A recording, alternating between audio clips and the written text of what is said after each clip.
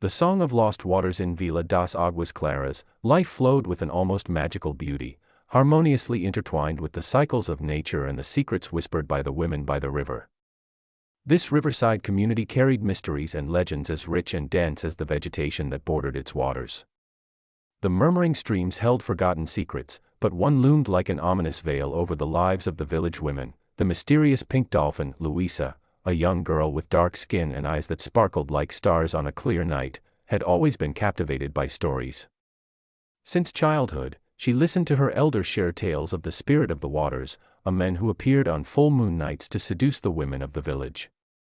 Each June, as the sun set to welcome the sultry nights, a peculiar phenomenon occurred: several women became pregnant simultaneously, most without husbands. Though she had never questioned these traditional beliefs, Luisa's curiosity was piqued when she experienced her first menstruation and began dreaming of a tall, dark man dressed in a white suit and hat, who spoke sweet words that ensnared her. Something awakened within her, not just a physical transformation, but a yearning to explore the truth hiding in her village. The first morning after her dream found her sweaty and damp, a scarlet stain marking her sheets. At that moment, Luisa felt that the narrow shadows cast by tree branches held a truth waiting to be unveiled, and she was determined to uncover it. Just a year later, during the June festivities, Luisa sensed a palpable tension in the air. The vibrant decorations and the aroma of traditional delicacies hinted at a celebration that was more than mere festivity.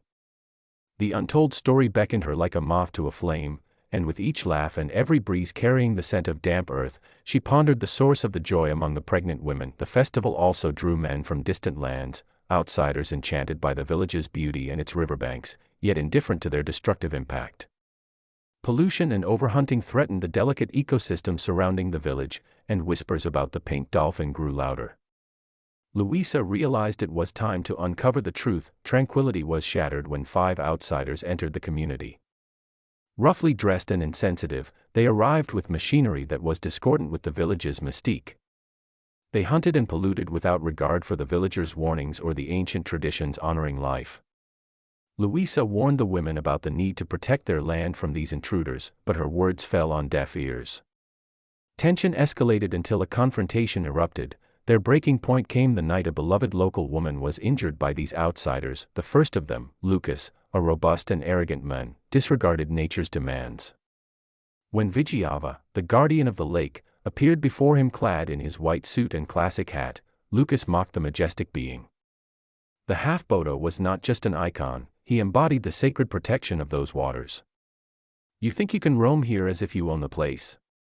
Lucas sneered, provoking a clash that would become legendary. The battle was epic.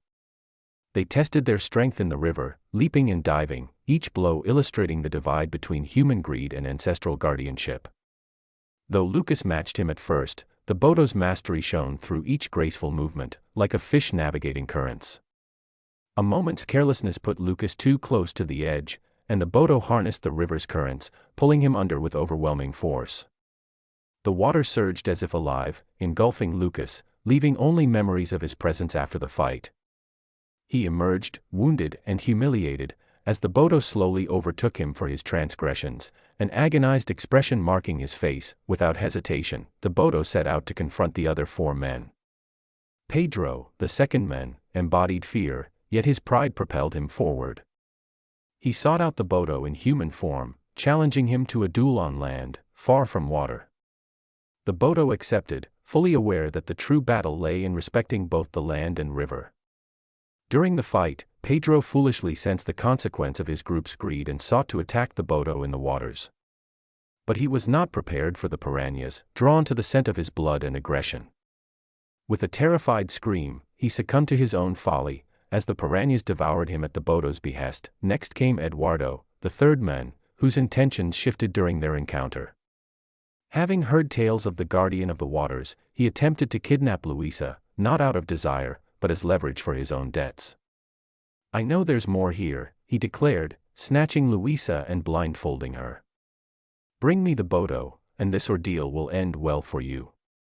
The Bodo, attuned to Eduardo's ambitions, knew their conflict would unfold without deception.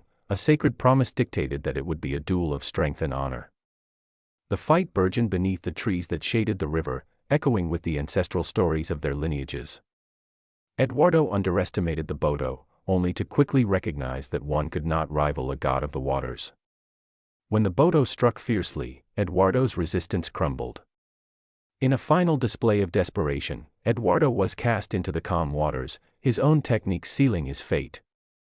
The Bodo soon emerged victorious, seizing Eduardo and plunging his hand into the man's chest, a hollering scream the only sound as the Bodo extracted Eduardo's still-beating heart. Meanwhile, Luisa, the unwavering heroine at the core of the upheaval, witnessed the Bodo's transformation. Yet, exhaustion washed over her. After Eduardo's defeat, she fainted, her weary body slipping to shore as echoes of victory reverberated among the rivers. She awoke surrounded by family and friends, their concerned tones pulling her from her daze. "Where is the Bodo?" she asked, the memory of the being still vibrant in her mind. They chuckled lightly, as if she had lost herself in dreams meant for children, completing a cycle of reality she was bound to disrupt. At that moment, a determined resolve swelled within her. At the next June festival, she would seek out the Bodo. Must have been a wild dream. "They found you unconscious by the river," her mother said, words crashing over her like waves.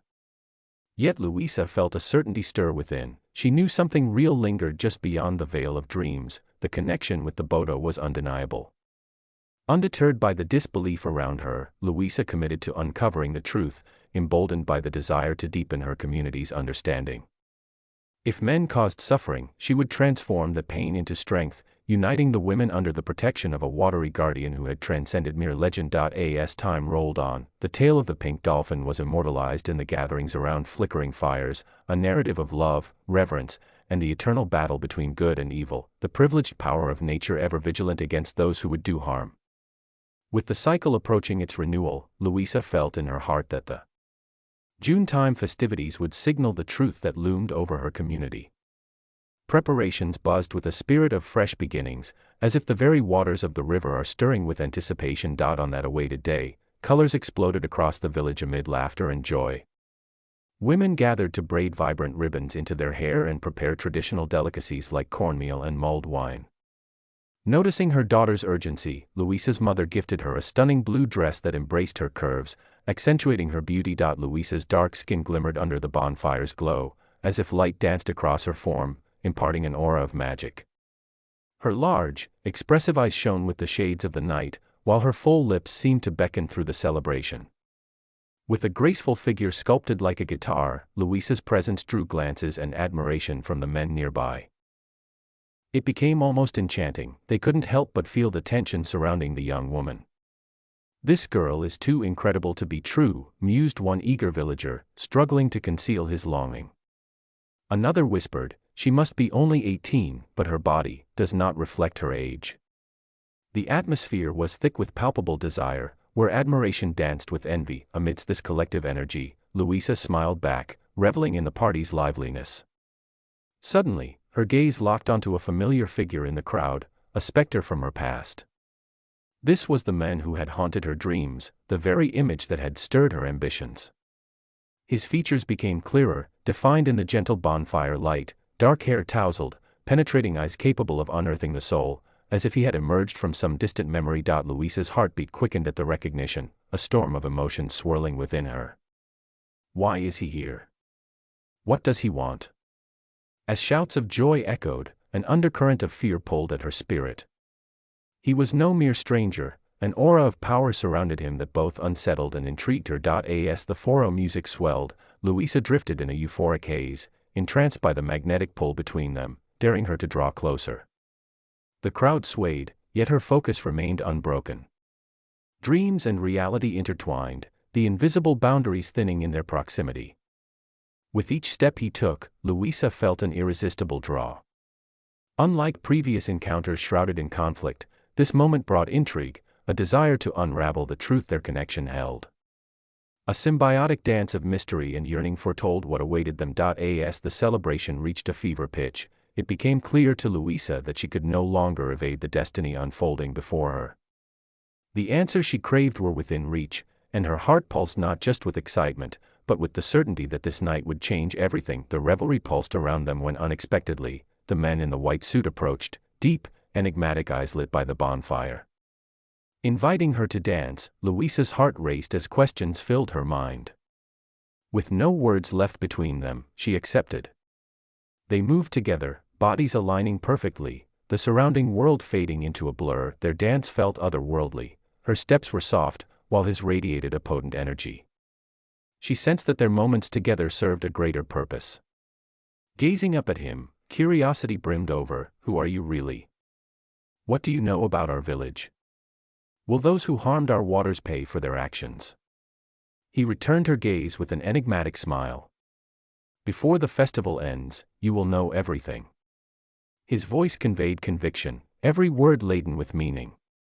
Louisa felt the air charged with mystery, a labyrinth she longed to navigate. Amid the rhythm of their dance, he halted suddenly, eyes darting toward the placid lake's surface, a flicker of worry crossing his face. Without a word, he plunged into the water, his transformation rapid, legs merged into a powerful tail, embodying the pink dolphin that Louisa recognized from her tales. He dove into the depths, intent on discovering the fate of his fellow dolphins. Underwater, tragic beauty unfolded. He found the battered bodies of his companions, casualties of human greed and malice. Rage and sorrow ignited within him. Memories of Alves and Nicholas fueled a fierce resolve for revenge and protection. As the celebration thrummed on, two men lurked near the party, plotting to eliminate the Bodo. Alves and Nicholas, having witnessed the Bodo's magical prowess, concocted a ruthless plan to neutralize him. Alves suggested using common herbs to banish the Bodo's mystical force, deciding they would leverage the festival's frenzy as a cover for their ambush. On the fifth night of festivities, music and laughter masked everyone's tension. Louisa's loved ones remained blissfully unaware of the impending conflict.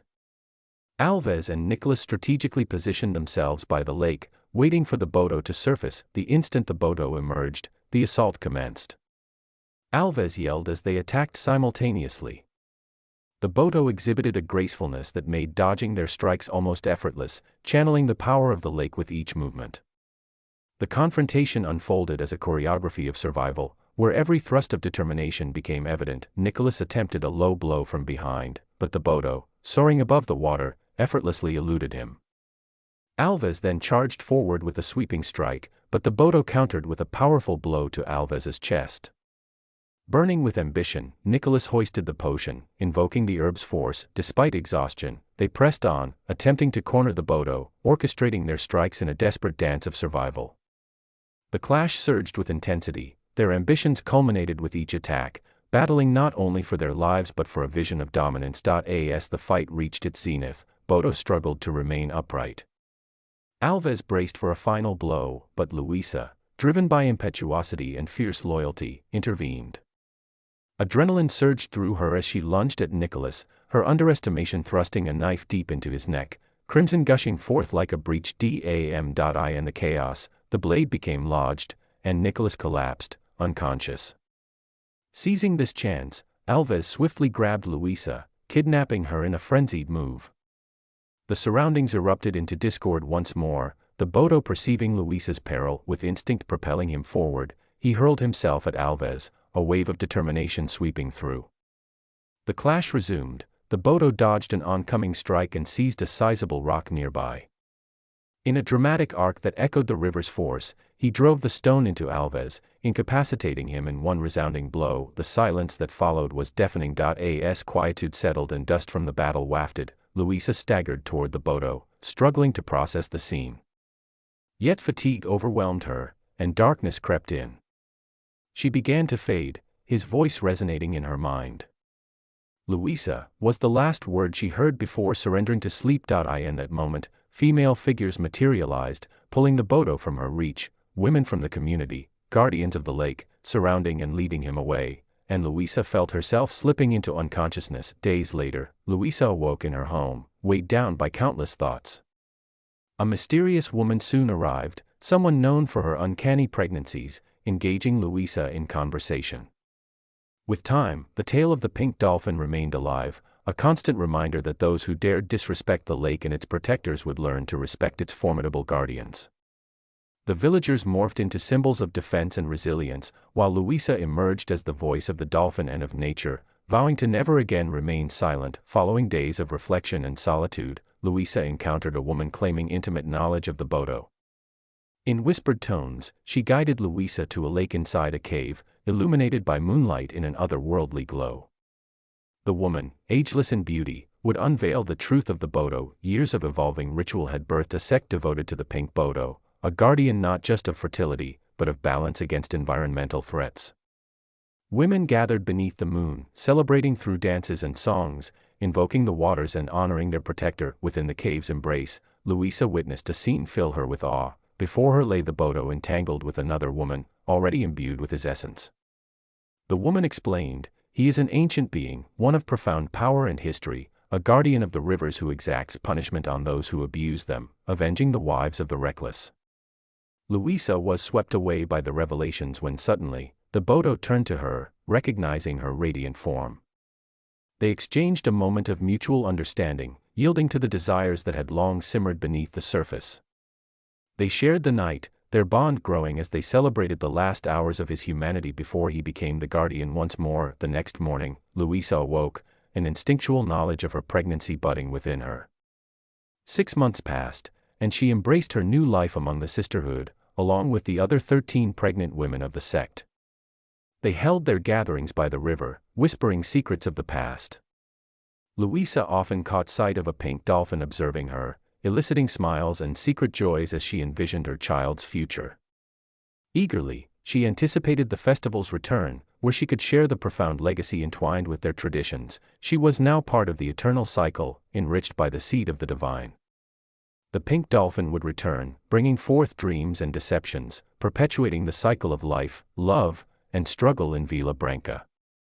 And Luisa, harmonizing with that eternal rhythm, would look back on her journey, celebrating the memories that flooded her life forever. The end.